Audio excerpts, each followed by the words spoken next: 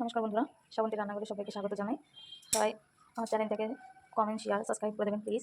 আজ দেখুন কিছু রুই মাছ আমার ছিল ঘরে এনেছিল, তো সেই রুই মাছটা আমি আগে ধুয়ে পরিষ্কার করে নিয়েছি। আগে রুই মাছের কালিয়া করবো, তার জন্য রুই মাছ এনেছি। তারপরে পেঁয়াজ আর টমেটো কেটে নিয়েছি।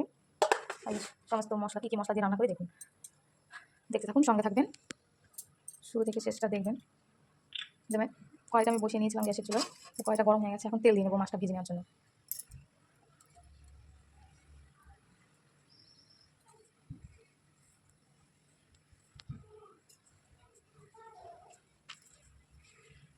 একটি ভাজা হয়ে গেছে, এবার উল্টে দেবো। বেশি ভাজবো না, হালকা হালকা ভেজে নেবো। বেশি ভাজলে মাছটা খেতে স্বাদ লাগে না।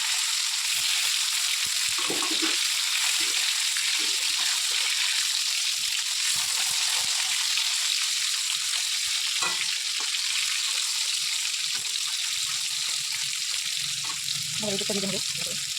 বেশ বন্ধুরা, মাছ ভাজা হয়ে গেছে, গ্যাস তুলে নেবো। যেতে তেল সব ভাজা হয়ে গেছে।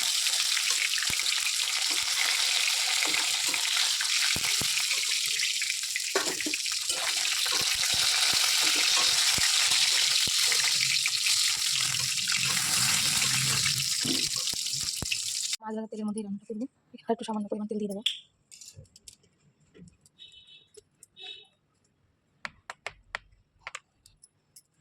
হয়ে গেছে। এবার তেলের মধ্যে একটা শুকনো লঙ্কা 3 খণ্ড করেছি, একটা তেজপাতা 2 খণ্ড করেছি, আর কটা জিরে ফোড়ন দেবো।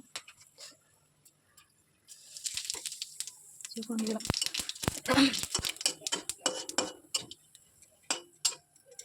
এবার পেঁয়াজ কুচি কুচি করে রেখেছিলাম, টমেটো কুচি করে রেখেছিলাম, পেঁয়াজ আর টমেটো একসাথে দিয়ে দেবো।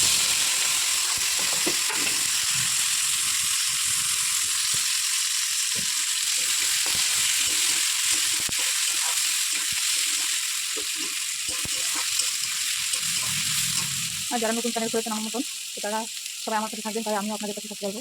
আমার চেষ্টা ফলো করলে তাহলে আপনাদের পেজে দিয়ে আমি ফলো দিতে পারবো। প্লিজ সবাই পাশে থাকবেন। সবাই ইউটিউবে যারা যারা কাজ করি সবাই সবার পাশে থাকলে সবাইকে কাজ পাবো। নাহলে আমি যদি সবার ভিডিও স্কিপ করে দিই, সামনে আসতে করে দিই, তাহলে আমরাও তার পাশে থাকতে পারবো না, তাই না? তো সবাই সবার পাশে থাকলে সবাই ভিডিওতে লাইক, সাবস্ক্রাইব পাবে, ফলো দিতে পারবে। একটু হালকা ভাজা ভাজা করে নেবো। দেখুন হালকা বাদামি কালার করে নিয়েছি, কালারটা কত সুন্দর হয়েছে। তো এর মধ্যে আমি সব মশলা অ্যাড করে দেবো। তার জন্য বাড়িতে আমি সব মশলা একসাথে করে নেবো, নিয়ে সেই মশলাটা তারপরে আমি এখানে গুলে দিয়ে দেবো সব একসাথে। দেখুন এই বাটিটাতে আমি সব মশলা নিয়ে নেবো, সব পরিমাণ মতন দিয়ে দেবো। পরিমাণ মতন হলুদ দিয়ে দেবো। আর এই হলুদের কালারটা খুব সুন্দর, অল্পতেই রঙ হয়ে যায়। তারপরে দেবো জিরের গুঁড়া, ধনের গুঁড়া একসাথে পাওয়া, সেটা দেবো। সব পরিমাণ মতো দিয়ে দেবো। তারপর দেবো শুকনো লঙ্কা গুঁড়ো, সামান্য শুকনো লঙ্কা গুঁড়ো দিয়ে দেবো। তারপর পরিমাণ মতন লবণ দিয়ে দেবো। আপনারা যে যেরকম খান সেরকম দিয়ে দেবেন। তারপরে দেখুন এখানে মশলা আমি মিক্সার মধ্যে মিক্স করে নিয়েছিলাম মিক্সারে, সেখান থেকে আদা, রসুন আর লঙ্কা আছে, কাঁচা লঙ্কা পরিমাণ মতন দিয়ে দেবো। 2 চামচ দিয়ে দেবো। এর মধ্যে একটু জল দিয়ে দিয়ে নেবো।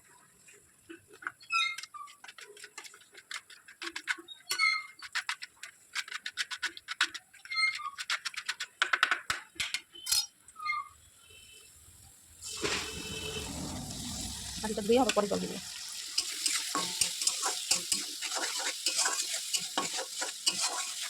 যখন তেল না থাকবে তখন করতে নেবো। এই বাটি ধরে জলটা দিয়ে দেবো, দিয়ে আবার একটু করতে হবে।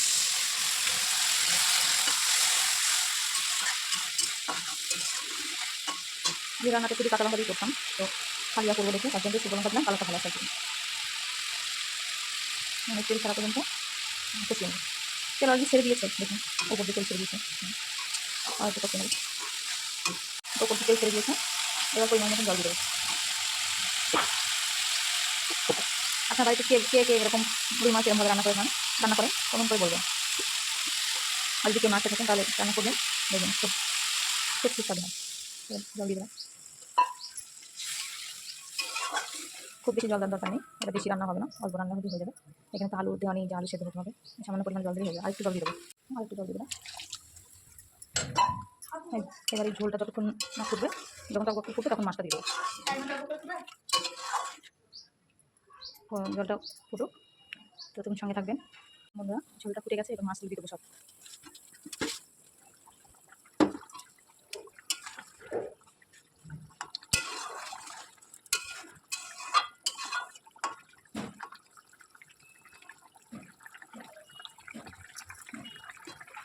এবার ফুটতে থাকবে। বন্ধুরা হয়ে গেছে তরকারি। দেখুন তরকারি খাওয়াটা কত সুন্দর হয়েছে। প্লিজ প্লিজ প্লিজ আপনারা রাইতে ট্রাই করবেন, দেখবেন খেয়ে হয়ে গেছে। গরম মশলা দিয়ে দেবেন, গরম মশলা দিয়ে তরকারিটা নামিয়ে দেবেন।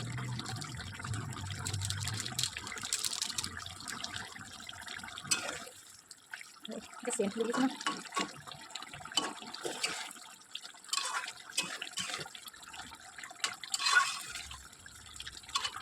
গ্যাসটা অফ করে দেবো। হয়ে গেছে কিন্তু এবার নামিয়ে নেবো। নামিয়ে দেখাতে পারবো না, কারণ আমি এক হাতে ভিডিও করছি, এক হাতে রান্না করছি, এক হাতে নামাতে পারবো না। সো সবাই ভালো থাকবেন, সুস্থ থাকবেন, আর আমার চ্যানেলটাকে ফলো করবেন। নমস্কার বন্ধুরা, বাই বাই।